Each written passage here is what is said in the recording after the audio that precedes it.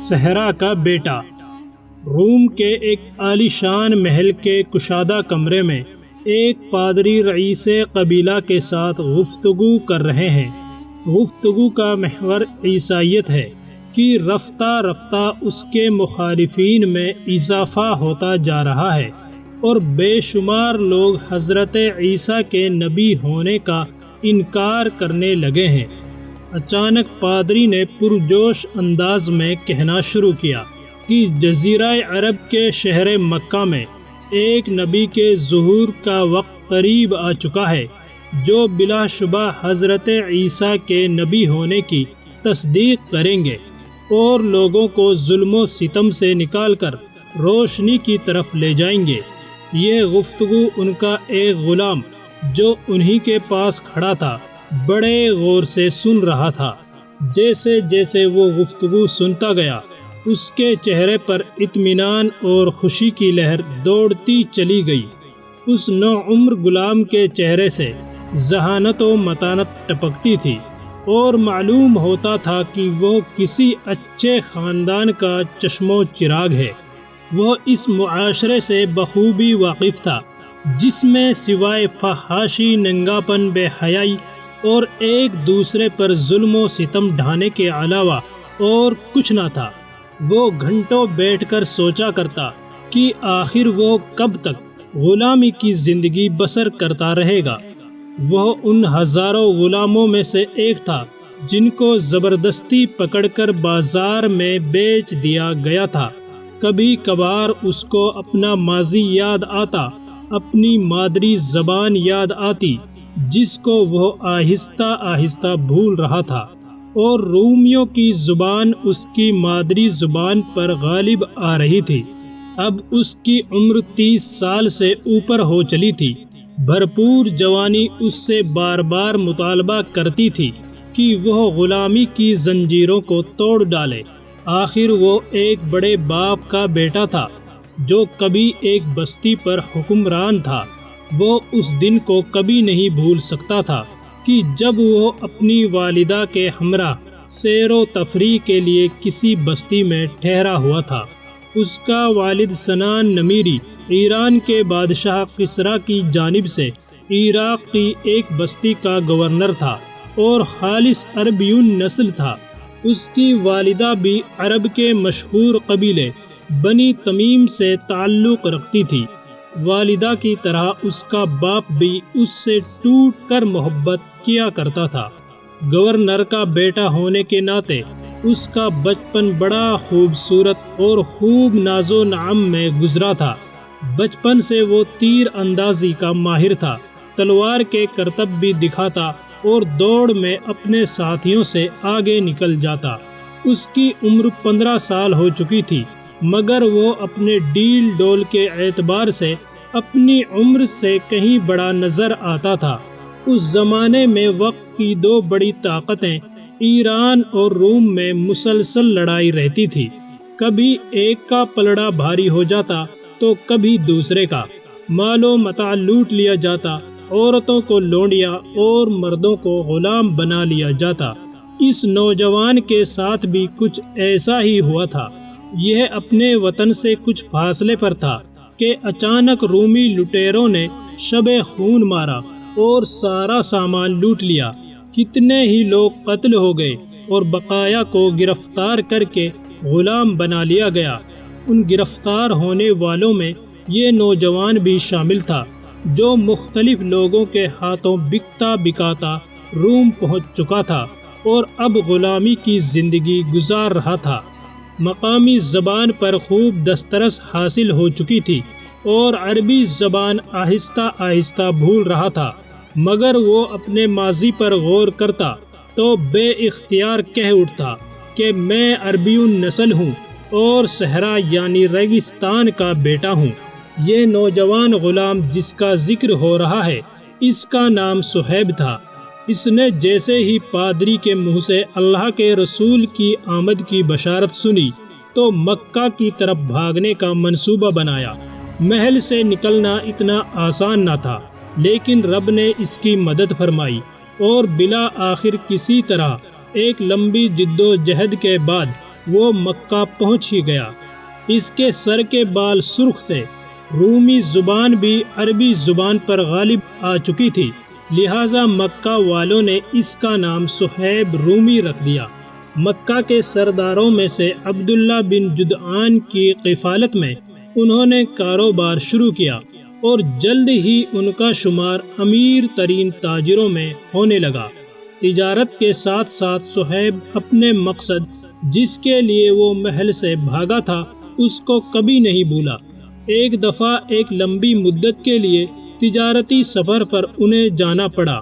جب سفر سے واپس آ کر ان کا قافلہ مکہ پہنچا تو لوگوں نے بتایا کہ ایک شخص محمد بن عبداللہ نے نبوت کا دعویٰ کر دیا ہے اور وہ لوگوں کو اخلاق اور اچھے کاموں کا درس دیتے ہیں، نیکی کی طرف بلاتے ہیں اور برائی سے منع کرتے ہیں، ایک رب کی طرف بلاتے ہیں اور بتوں کی پوجا سے روکتے ہیں۔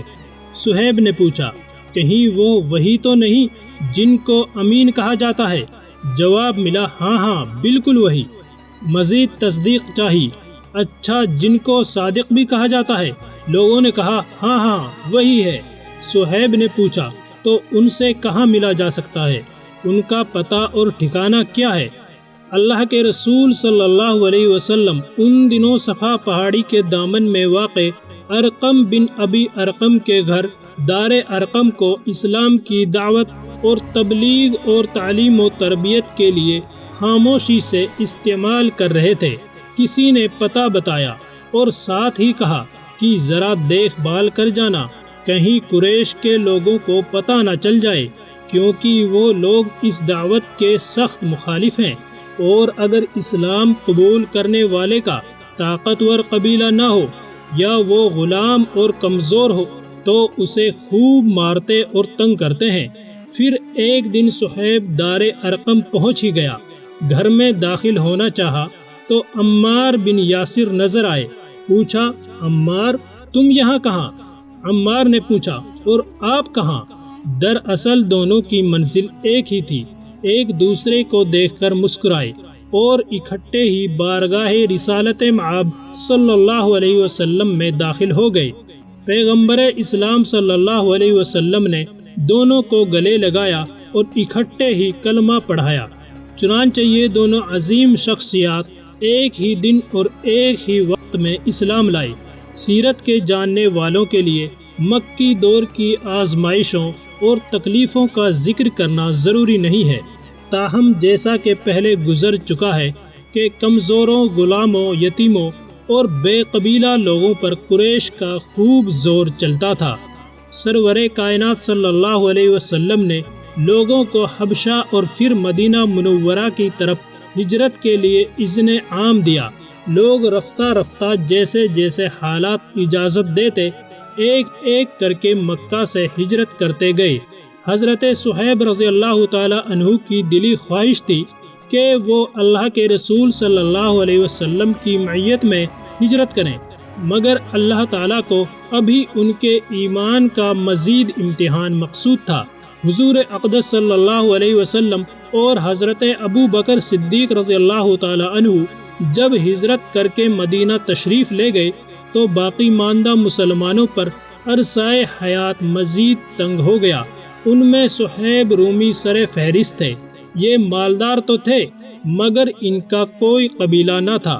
مشرکین نے ان پر پہرے دار مقرر کر دیے تاکہ یہ ہجرت نہ کرنے پائیں۔ ادھر انہوں نے جو مال کمایا تھا اس کو سونے چاندی کی صورت میں جمع کر کے گھر کے کونے میں دفن کر دیا، اور پھر ایک سرد رات کو تیر کمان سنبھالی، تلوار گلے میں لٹکائی، پہرے دار کو چکمہ دیا اور مدینے کی راہ پر چل دیے۔ پہرے داروں کو جب احساس ہوا کہ صہیب نکل چکا ہے تو فوراً پیچھا کیا۔ اتنے میں صبح نمودار ہو چکی تھی، چنانچہ انہوں نے صہیب رومی کو گھیرے میں لے لیا۔ وہ کوشش کر کے ایک ٹیلے پر چڑھ گئے اور اپنی کمان میں تیر چڑھا کر قریش کو للکارا۔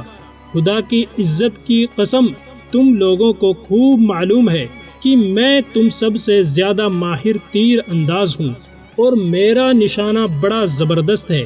قسم اللہ کی، تم میری طرف بڑھنے کی غلطی کرو گے تو میں اپنے ایک ایک تیر سے تمہارے ایک ایک آدمی کو موت کے گھاٹ اتار دوں گا، کیونکہ تم سب میرے تیروں کی زد میں ہو۔ پھر جو بچ گئے تو ان کا اپنی تلوار سے مقابلہ کروں گا، یہاں تک کہ میں قتل ہو جاؤں۔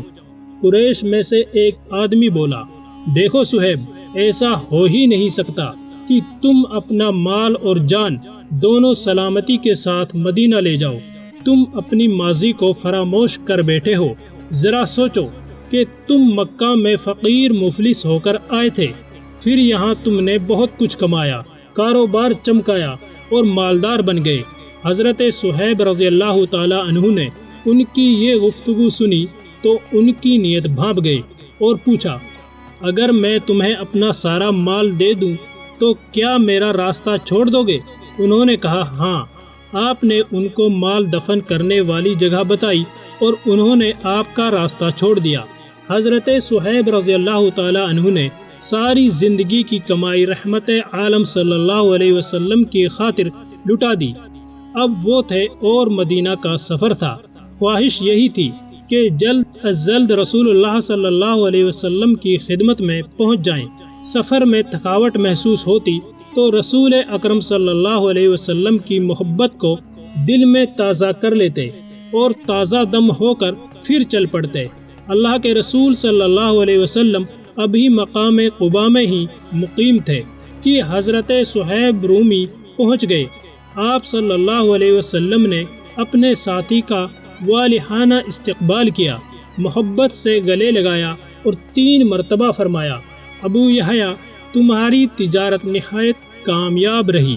حضرت صہیب رضی اللہ تعالی عنہ کا چہرہ خوشی سے تمتما اٹھا اور انہوں نے فوراً کہا، قسم اللہ کی، اس واقعے کا میرے علاوہ کسی کو علم نہیں تھا۔ یہ یقیناً حضرت جبرائیل علیہ السلام آپ کو بتا کر گئے ہیں۔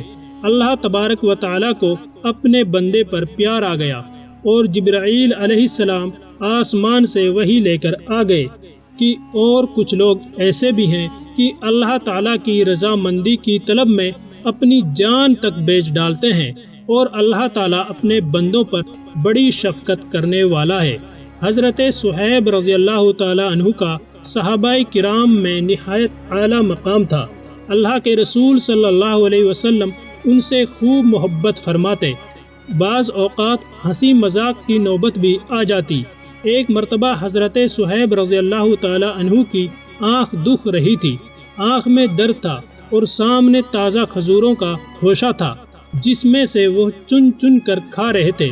سرور عالم صلی اللہ علیہ وسلم نے متبسم نگاہوں سے دیکھا اور پھر مسکراتے ہوئے فرمایا، صہیب، تمہیں تو آشوب چشم ہے، اس کے باوجود کھجوریں کھا رہے ہو۔ فوراً عرض کیا، یا رسول اللہ، میں بیمار آنکھ کی طرف سے نہیں بلکہ دوسری آنکھ کی طرف سے کھا رہا ہوں جس میں درد نہیں ہے۔ ان کا یہ جواب سن کر نبی رحمت صلی اللہ علیہ وسلم اور دیگر صحابہ کرام مسکرانے لگے۔ ویڈیو پسند آئی ہو تو لائک ضرور کریں اور ایسی ہی ویڈیوز دیکھنے کے لیے چینل کو سبسکرائب کرنا نہ بھولیں۔ شکریہ۔